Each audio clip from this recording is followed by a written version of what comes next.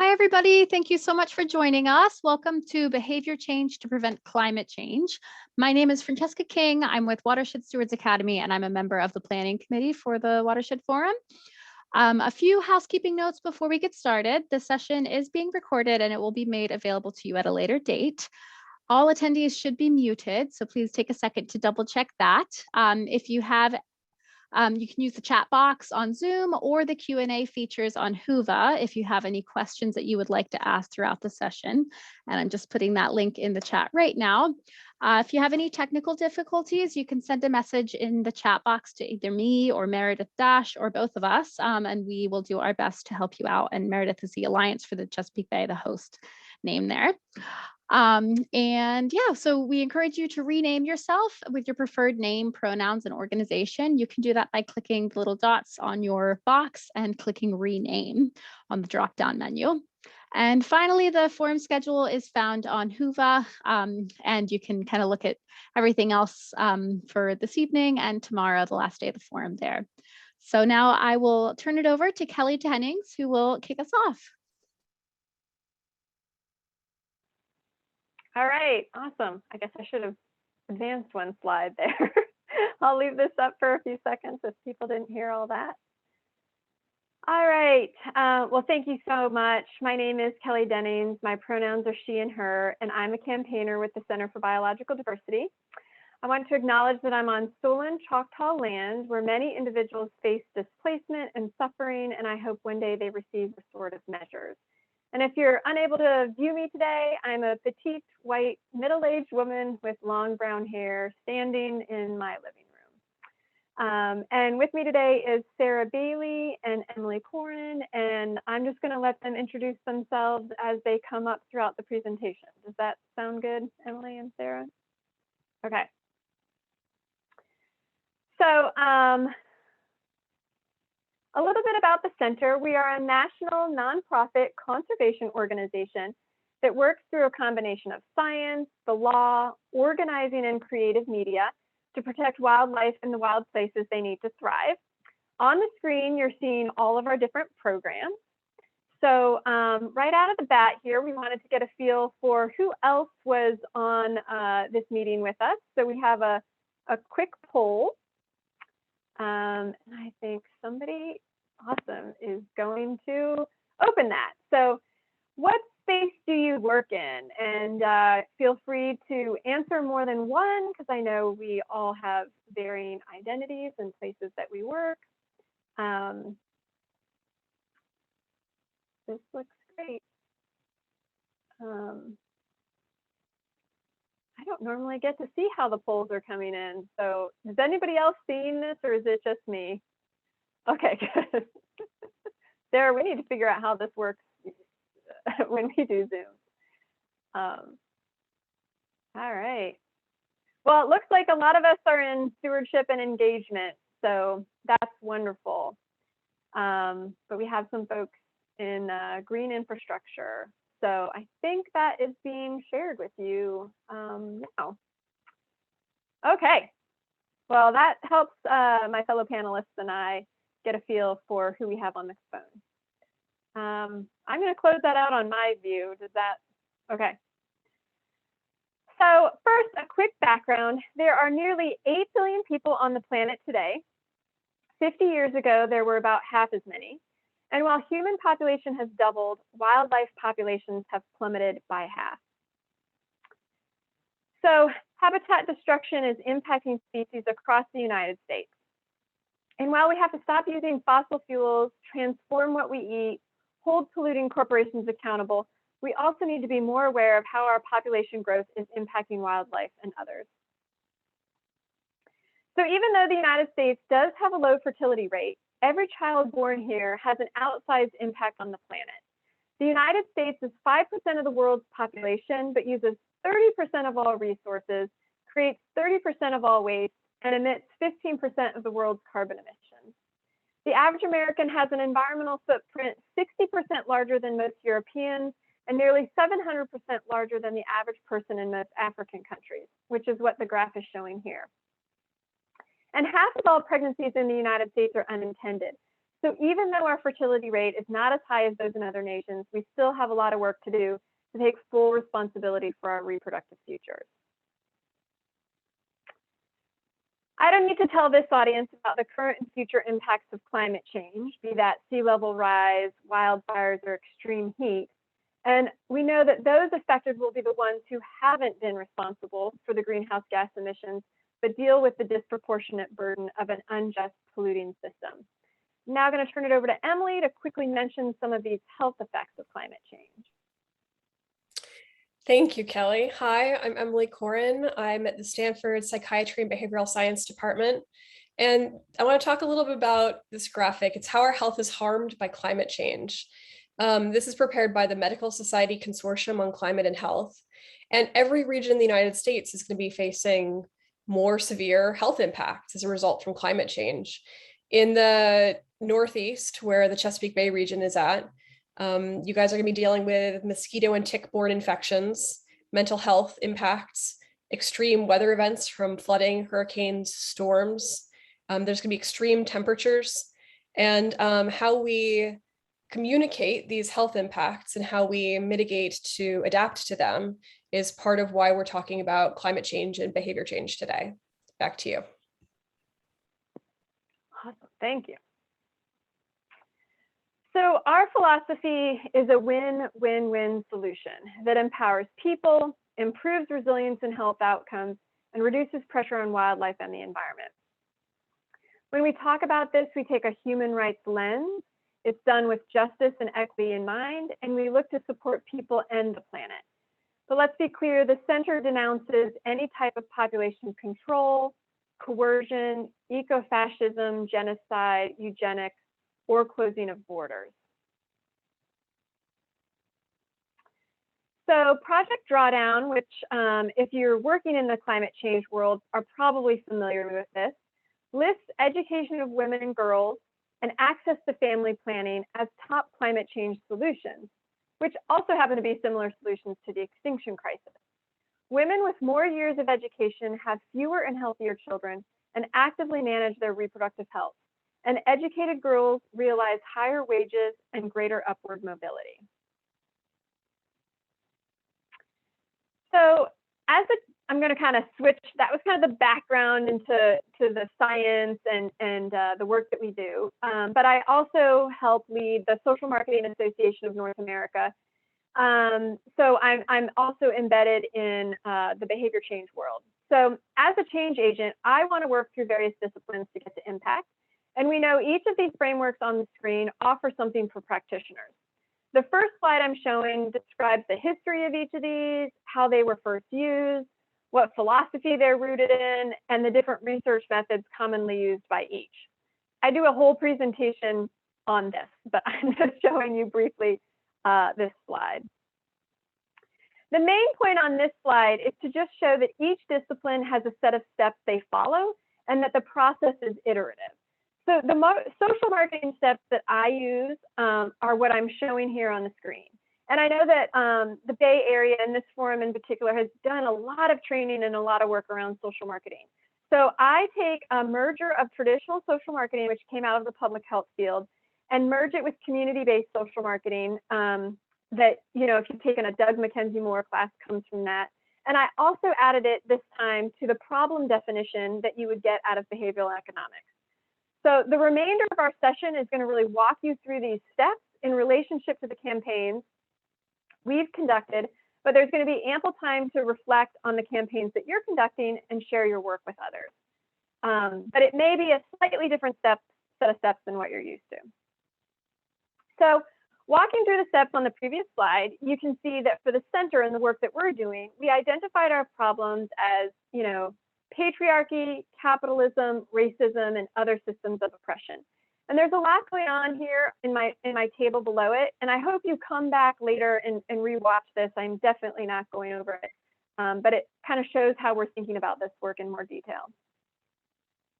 The outcome we seek is gender empowerment, and the behavior we're seeking is to increase awareness of and advocacy for gender empowerment solutions, which I mentioned earlier that were coming out of Project Drawdown, which again are good for people and happen to also be good for the environment. So one of our segmented audiences, which is, a main tenet of social marketing, is other environmental groups. So we actually want to reach folks like you on this call, be that climate change, environmental education, or conservation groups. We want to reach you with this message and help you incorporate it into your work. So showing on the screen is a persona that we made regarding this audience. And persona is kind of a strategy that you use normally in design thinking. But again, I'm pulling from all these different things for my needs as a practitioner. So I'm going to just briefly turn it over to Emily to share a few more slides about segmentation. And after that, we're going to move into breakout rooms. And I will want you to introduce yourself and share a behavior change project you're working on by discussing, again, the outcome and the behavior you seek. And if you have time, get into the audience that you're working with. Now, I know not everybody loves breakout rooms, but please don't drop off this altogether if you don't want to join a breakout room. Just chill in this main room, and we're going to come back in 10 minutes, and there'll be lots of content left. But first, I'm going to turn it over to Emily to continue talking about segmentation. Thank you, Kelley. So the Yale Program on Climate Change Communication and the George Mason Center for Climate Change Communication do regular polling. They call it Global Warming 6 Americas to segment American populations based on their perspectives on climate change. They range from the alarmed down to the dismissive. When I started this work 5 years ago, this work fell on a bell curve, with the main audience segments falling around cautious and disengaged. And there was like 5% in alarmed and 5% in dismissive. What I want you to know about this audience segmentation is that it's both being polled continuously. So you can go to either of those institutions and find the most current information about it. And that these trends change over time. So right now what we have is a spike up at the alarmed end of the spectrum and then a tail off. So the majority of Americans understand that climate change is real and they're concerned about it and they'd like to do more about it. Can you advance the slide, please, Kelley? Thank you. So here's the Maryland audience segmentation map. They also poll regionally, so you can get some fairly detailed information about regionally where people understand climate change to be at. This particular chart is estimated percentage of adults who think that global warming is happening. And you can see for most of the Chesapeake Bay area region, people know that climate change is real. You have on average 70 to 90% of people with increases around both Washington, DC and Baltimore. And so most of the people who you're going to be talking to already understand that climate change is real and they'd like to be doing more about it. Sometimes they're unclear about what to do next. Back to you, Kelley. Okay, all right. So now our Meredith and Francesca, I think behind the scenes, are going to help us move into this quick breakout room. So it's going to be 10 minutes, 3 to 4 people. We want you to introduce yourself, your name, gender, organization, location. And again, talk about a behavior change project that you're working on by discussing the outcome, behavior, and if possible, audience.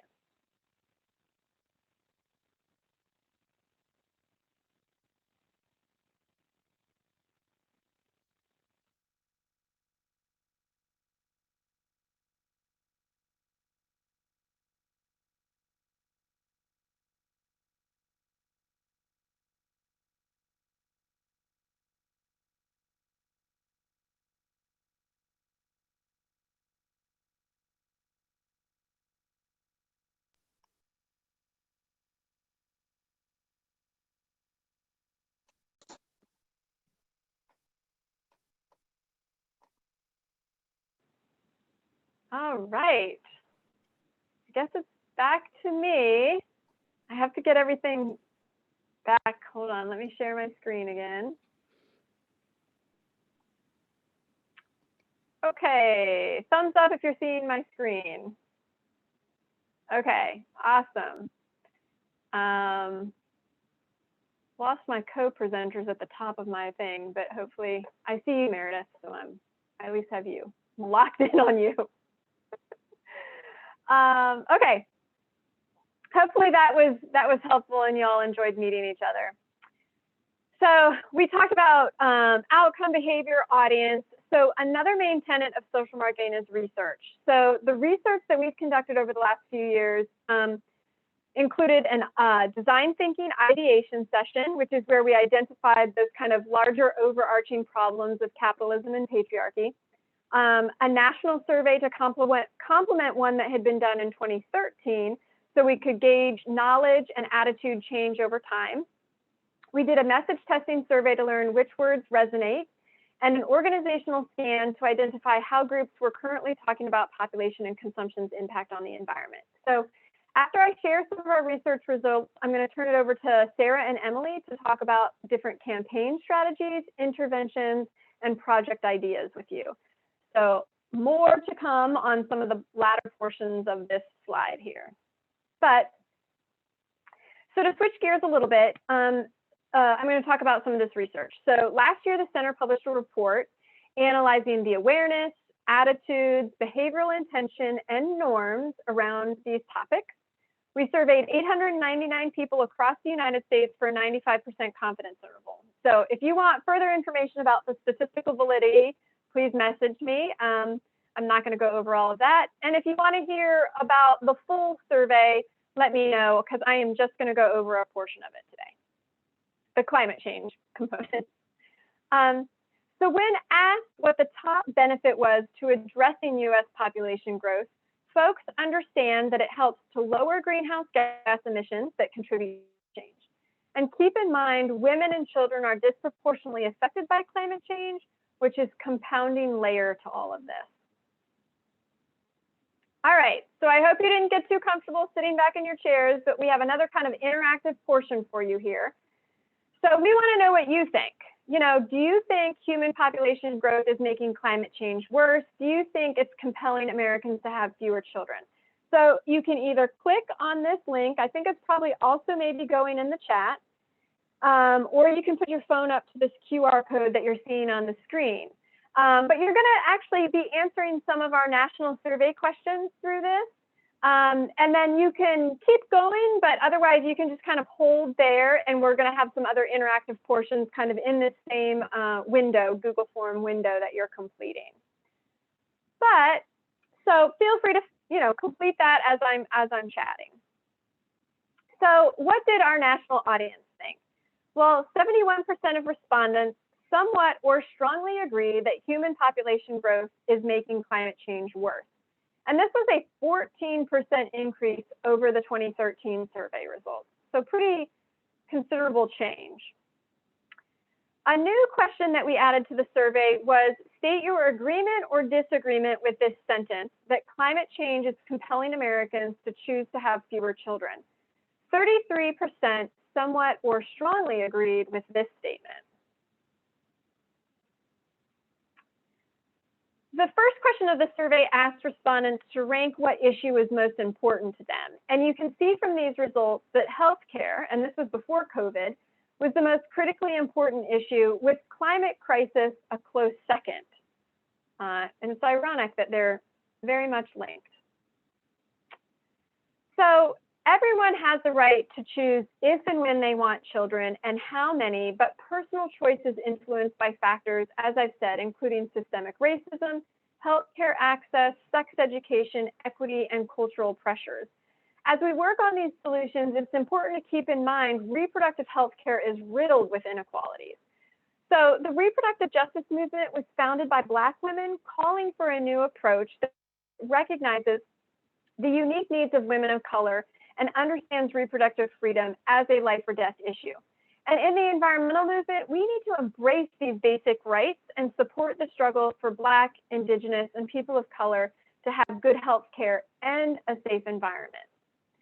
And over 2/3 of our survey respondents somewhat or strongly agree that immigrants, people of color, and other marginalized communities disproportionately lack access to health care.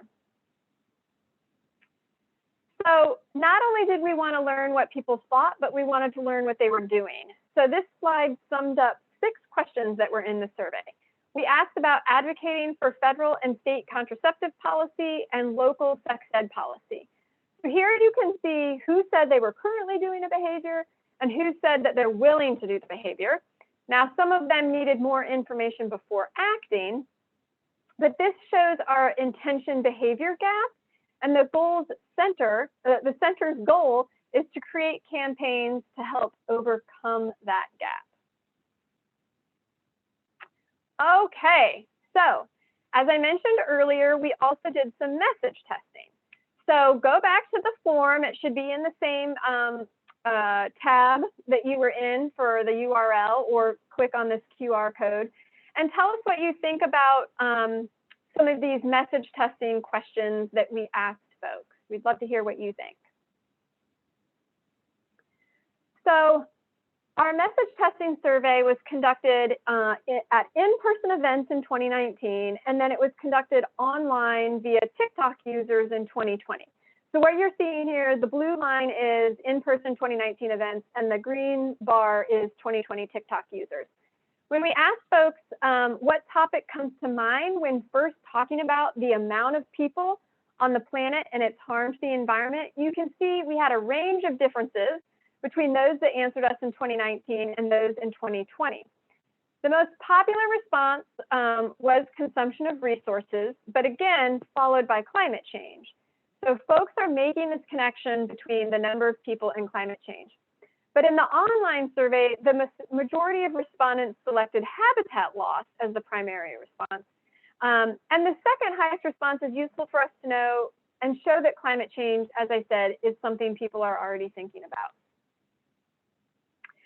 When we asked people to choose between 6 pictures that represent an environmental impact associated with population pressure, the goal of this question was to see if the terms chosen in the previous question that asked about how people harm the environment matched what is depicted in these pictures. So the top response for both surveys was this aerial shot of the city, which we were kind of using to represent habitat loss. And the top response of habitat loss is interesting in comparison to the results from the other question, where habitat loss was the least selected response in the initial survey, but the most selected response in the online survey. So we have some work to do here just on kind of the language, the messaging, and the way we talk about and show this work to others. So as I mentioned, we also, the message testing offered us useful information about how people received this discussion, but we also wanted to investigate how population was being discussed by other organizations, because as I said, other environmental groups was our segmented audience. So in the summer of 2020, we conducted an online evaluation scan of 228 organizations that work on climate change, conservation, population, health, or family planning, and we analyzed how they were using population pressure on their websites. So for climate change and conservation organizations, which is the little snippet that I'm showing here, several considered the connection between population consumption and climate change, but the majority of these organizations just kind of really see it as inevitable, failing to see the justice dimension of adding sexual and reproductive health and rights as a solution to their work. So the main focus of their solutions seems to really be creating technologies and policies that adapt to the impact of growing populations. I could argue that contraception could also be a technology. All right, so now that you've heard about some of the research that I've conducted, we want you to note in the chat any audience research that you've conducted. I think I have a slide for this, yeah. So tell us whether you're doing qualitative or quantitative research. So that might be a lit review, a survey, focus group, observations, in-depth interviews. And while you're doing that, I'm going to be turning it over to Sarah, who's going to talk about some of our campaigns and resources that we've been creating based off some of this research. But please, if you find somebody in the chat that's doing like, hey, I'm doing in-depth interviews, find that person and then chat with them. Oh, how's it going? What are you learning? What survey methodology are you using? You know, how did you adapt to this during COVID when we couldn't necessarily see people? So I really hope you take this opportunity to just remember that research is one of these main components and learn from your peers. So after Sarah talks, she's going to turn it over to Emily, who's going to have some additional examples. And then we're going to move into our final breakout room. And after the breakout room, you're going to see just a couple of additional slides with some of our resources and an evaluation and contact info. But that's kind of a little bit of where we're going now. So I am going to turn it over to Sarah. Thanks, Kelly. So my name's Sarah Baillie. My pronouns are she, her. I'm an organizer with the Center for Biological Diversity, and I'm in Buffalo, New York, which is Manhattan land. And I am a woman in her 30s with brown hair and brown eyes, talking to you from my home office. So getting back into human population growth, another finding in the survey was there are a number of reasons people are often don't want to talk about population growth or are hesitant to. So there's a great paper by Diane Kuhl that breaks out the different reasons people are hesitant to talk about it. And it's kind of could be another form of audience segmentation for how to approach discussing with people and addressing their specific concerns. So the first one was population skepticism, which is the idea that population density is beneficial. So it can potentially be preferred over sprawl, but it can often lead to more intense land usage. So it's not 100% okay on its own. Then there's population declinism, which is the idea that population isn't an issue anymore because growth rates are slowing. But like Kelly mentioned earlier, we have a lot of room for improvement in ensuring that everyone has full reproductive freedom. Then there is population decomposing, which only addresses it in the components of population pressures rather than population growth as a whole. And I can see why it'd be appealing to break things out into more manageable chunks, but this also can lead to technology can save us narrative, and many solutions aren't viable once they're scaled up for population. Then there's population fatalism, which is the idea that population is just too big and complicated to even try to solve, but we want to at least try. And then finally, population shaming, which is the idea that population work is inherently racist. And population shaming and population skepticism are especially dismissive because they can make the work either morally untouchable or just negate the issue altogether. Next slide, please. So I do want to address the need for sensitivity when discussing population or human population growth, because population shaming is based on real human rights injustices. And while many people are aware of something like China's one-child policy, there are many other instances that have happened closer to home and more recently than many people realize. So it's important to take those into consideration and listen to people when they do have their concerns. Next slide, please. So as we approach this, we want to address that population pressure involves consumption and the number of people. We want to correct people's thinking that it's only one issue or the other. Next slide. And we need a combination of approaches and solutions to address the impacts of population pressure, because perpetuating false dichotomies of either or thinking leave out critical parts of the solution. Next slide. And if we don't talk about population pressures at all, we miss a chance to promote just and equitable solutions, because when we dismiss these conversations altogether, it leaves space for racist and xenophobic ideas that have no place in this movement. Next slide. So moving forward in this work, something we can all do is work to better recognize and understand our own unconscious biases. And I think a useful way to illustrate this is our brain works with system 1 and system 2 thinking. Your system 1 thinking is fast, unconscious, automatic, makes everyday decisions, but is error prone. Your system 2 thinking is slow, conscious, effortful, complex, makes complex decisions, and is more reliable. So when you take the time to reflect and understand your unconscious biases, you can shift your system 2's thinking, which is then how your system 1 thinking can change how it reacts. And next slide, then I'll get into some fun examples with our campaigns. So what are we doing? We are bringing population back into the conversation by focusing on ethical, non-coercive solutions.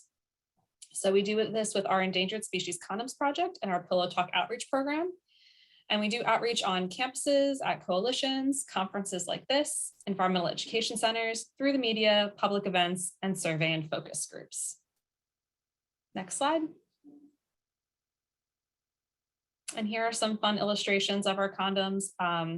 They come in little packages that have condoms inside, and these illustrations of endangered species and their little funny phrases are on the outside and give a nice humorous way to start conversations about how safe sex can save wildlife. Next slide. And as Kelley mentioned, with the iterative process of this, of behavior change, we realized we needed to expand our reach and expand our resources to offer Spanish language condoms as well. So we have the illustrations of those with the translations underneath, and we included 2 new species with that. So we also have those available, and people, when they request condoms, can select whether they'd like English language, Spanish language, or a mix of both. Next slide.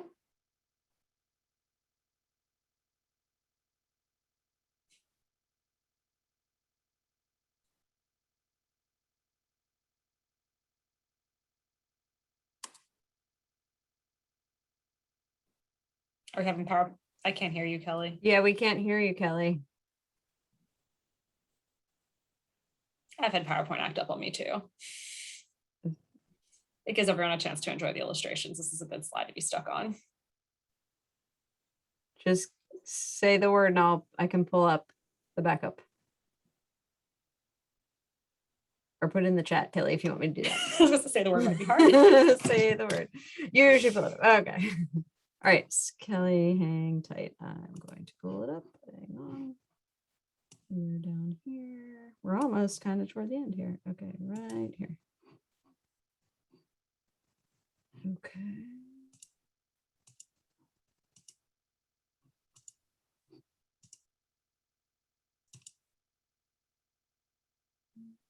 Just a second. No.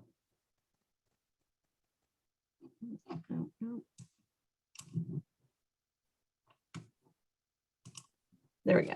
All right. Now are we good? Yeah, this is the exact slide I needed.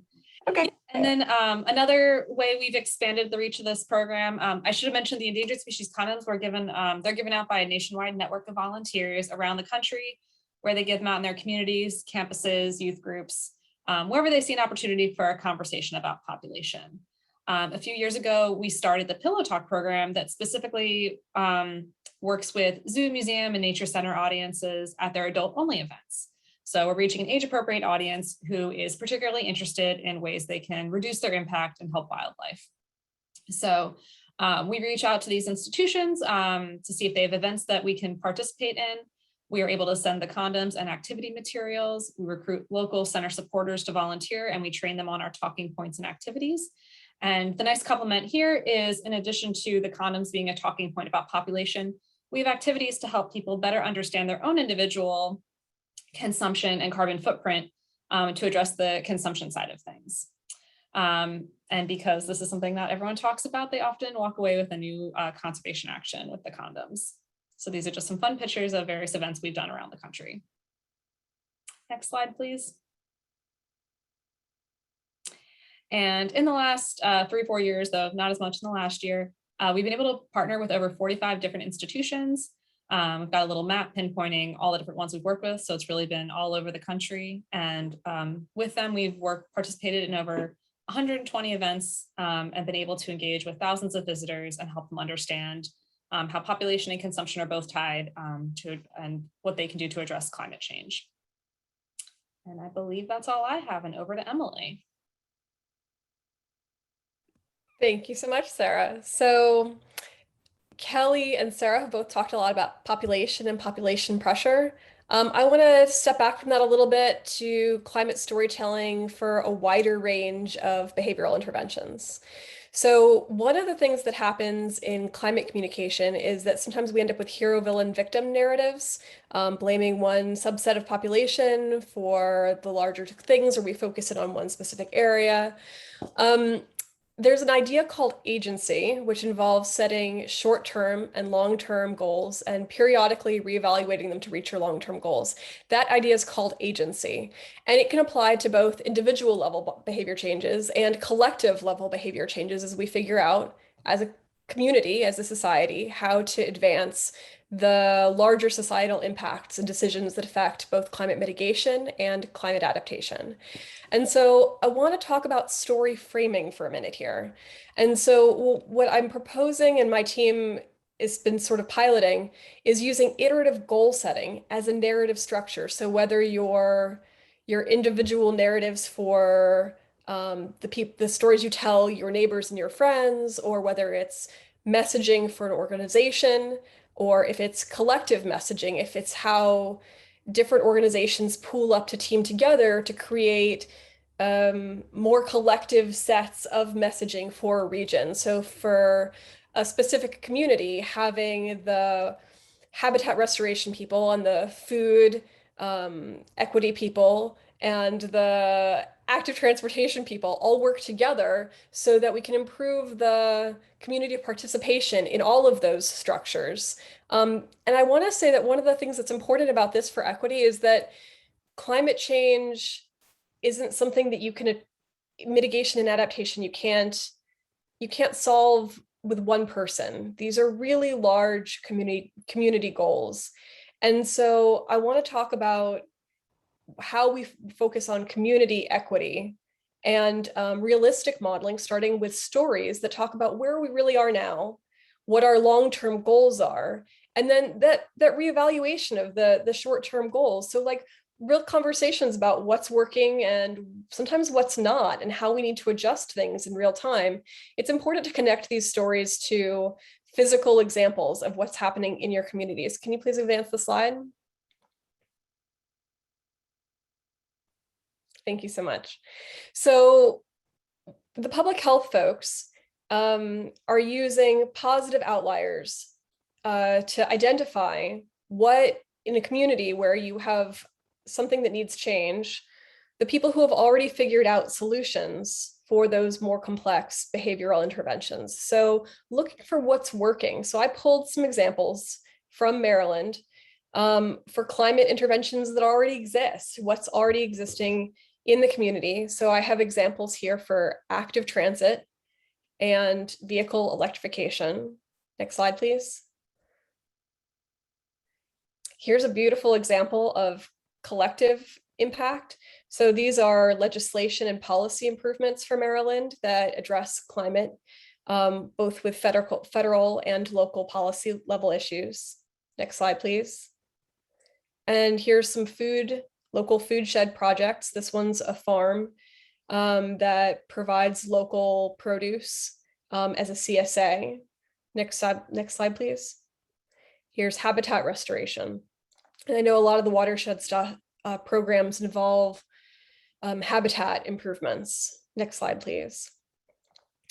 And then as we focus on storytelling, I want to touch on mapping, glue, digital markers, and physical nudges really super fast, because this is something that I could spend a lot more time talking about. So please contact me if you want to get into it and how it applies to your behavioral change for your area afterwards. We can try to connect you with each other. Physical nudges here involves how you tell stories in the physical built environment. So one of the examples I heard earlier was native habitat restoration. There are signs that you can put in your yard if you're doing habitat restoration that talk about, this is a Chesapeake Bay watershed garden, right? And so it becomes a visual, not just are the plants in your garden different from maybe the lawn that your neighbor has, but there's a physical sign that goes in your yard. The physical nudges for COVID, like when you have to stand on a line, there's little dots on the ground that show you physical distancing. Those are examples of physical nudges in public health communication. They're fairly normative. Coming up with regional sets of physical nudges and pairing them with the digital messaging strategies is going to help place-based integration of the storytelling. The digital markers is using unique hashtags, so you can track the behavioral changes through narrative social networks. The mapping has to do with using geospatial coordination of storytelling to get better visual representation of what storytelling looks for your area. So one of the things that we know from science communication is that representation matters. So if your organization is using stock image to represent the changes that you're trying, the behavioral strategies, it really helps to have images of your actual community. So how specific we can get with that and how we share those images will improve our integration. And Glue really is just about talking with each other to form regional communities of practice, to share what's working over which platforms with which community sub-communities, so that we can more effectively change at a regional level. Next slide, please.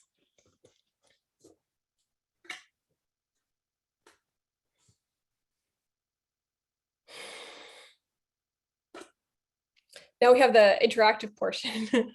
Sorry, I thought Kelley was going to pop back up here. So we're going to take a time to break out into the breakout sessions, and we're going to talk a little bit about what our positive outliers are. So please come on camera in our breakout groups and chat with each other about what is working for you in your communities. I'm going to set it again for 10 minutes. Does that work? And we're going to use the same rooms. Thank you. And just before we go, Kelley, were you going to add anything now? We still can't hear you. I think there's some audio troubles. 10 minutes, yes. Yep. And then we'll sort it out while you guys are in your breakouts. Yep. Okay, very good. I'm opening the rooms.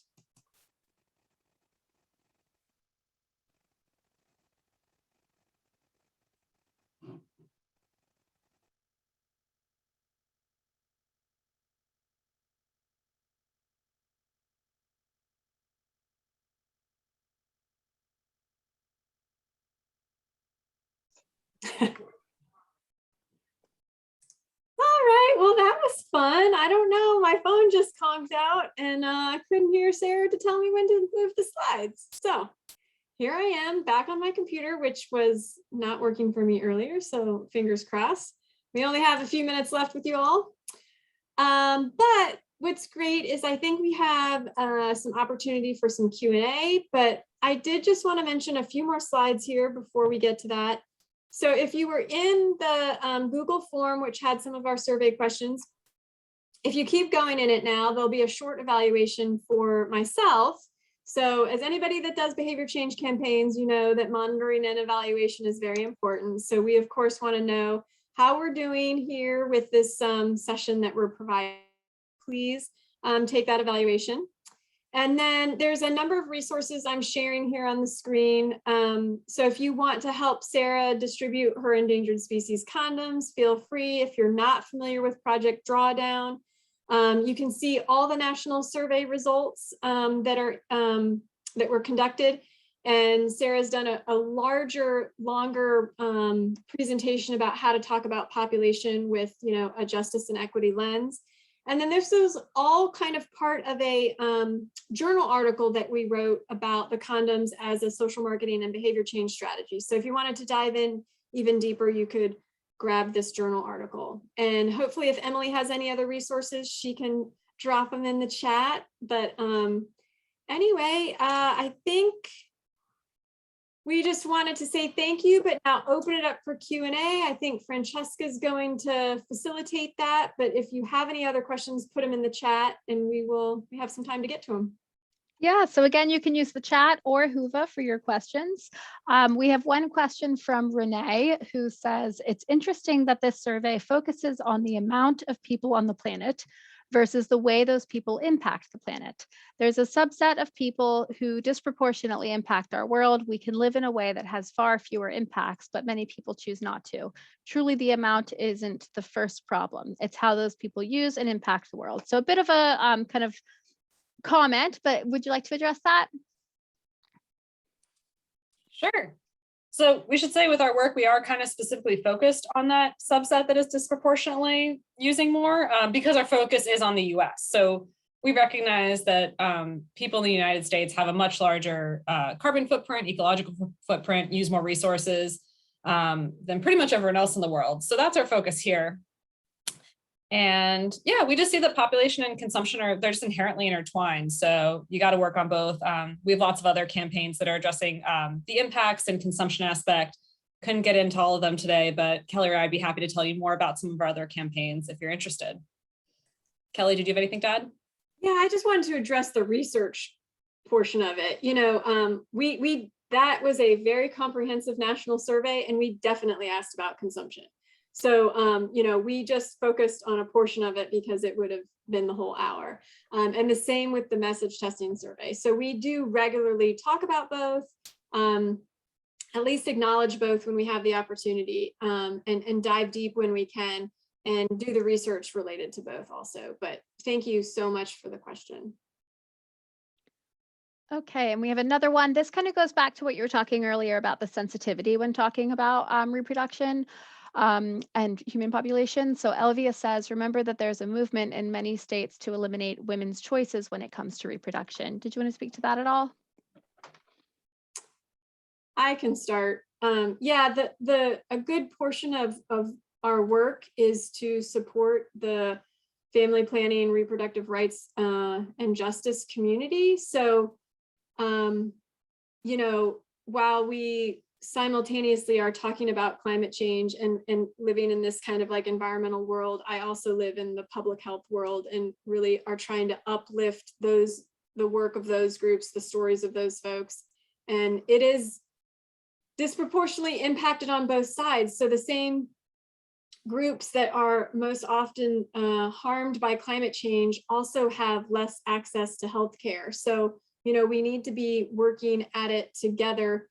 And it's a very difficult and not common thing to be in those intersectional spaces where the health community and the environmental community are together. So, but yes, we advocate for, reproductive rights and justice on the advocacy and policy side of things for those reasons that she explained.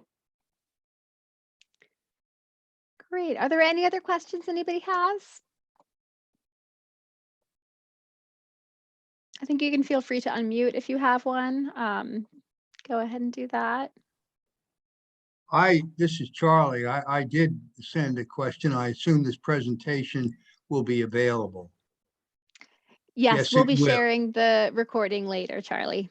And okay, well, thank you. And there would be, I would appreciate it if there was something that we could do to communicate directly with you and your organization. And because what I'd like to do is, I said, I think before with my group, is to make sure that I can add elements to the presentations that I make that are going to make people attractive rather than say, hey, this guy's full of it and they'll leave, Anything we can do. I love the term magic wand. Okay. Give me the magic wand to get older people more involved in the environment and what we're doing to their children and grandchildren. Thank you. Yeah, feel free to reach out, Charlie, and we can work with you on manipulating the presentation. No problem. Thank you. And your information will be available, right? I mean, yeah, it's hopefully showing on the screen here. But well, and I just put it in the chat, Charlie. I'll put it on Hoover as well. Okay. Well, let me see now. Emily, how do I copy it or whatever? I think you have to type it, unfortunately. Yeah.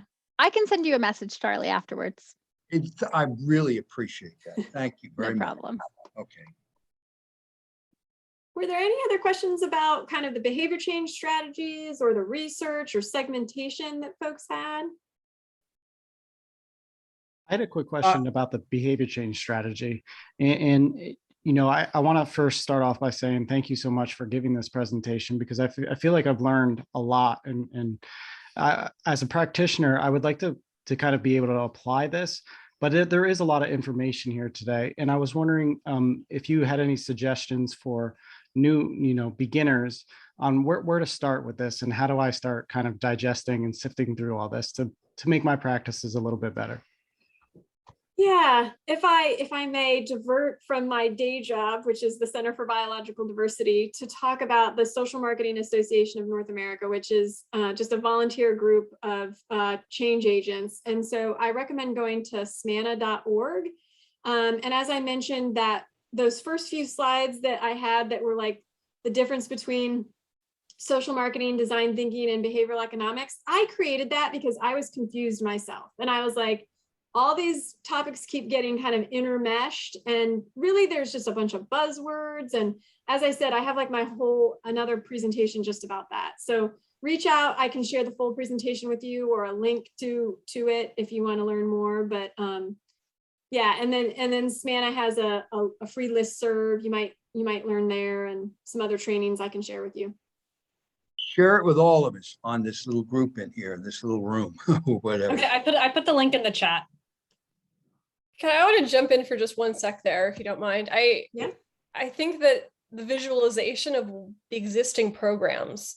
So as we work together to build all of these programs, take pictures of the work that's going on, share them with each other with continued links for how people can participate. So we generate workflows that channel people into the work where they can see themselves participating. I like the ArcGIS system. You can generate, it's called Survey 123. You can make basically like little surveys, and people can share their images and their stories, and then you can send them to like story maps, and they'll automatically generate it for you. And if you have trouble with any of those tools, please feel free to reach out to me directly, and I can give you methodologies. I love that. Thank you. She just put it in the chat too. Any other questions or comments?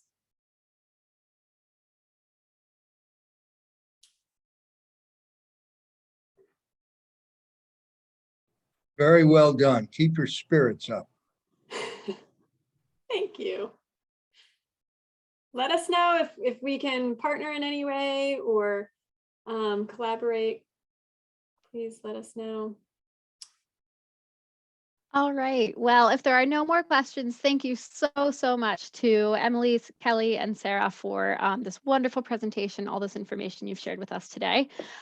Please don't forget to provide us feedback on this session, both via their evaluation link that I was in the chat earlier and is on Whova, and in the Whova session page on Whova as well. And then please share your experience in outdoor surroundings with us on social media using the hashtag Chess Forum and Chess Collective. And then this was the final session for today, but you can join us for virtual trivia this evening at 7 p.m. Information for that's on Whova, and otherwise we'll see you for the plenary session tomorrow morning at 9 a.m. I hope everyone has a great afternoon. Thanks for having us. Thank you so much. Thank you all.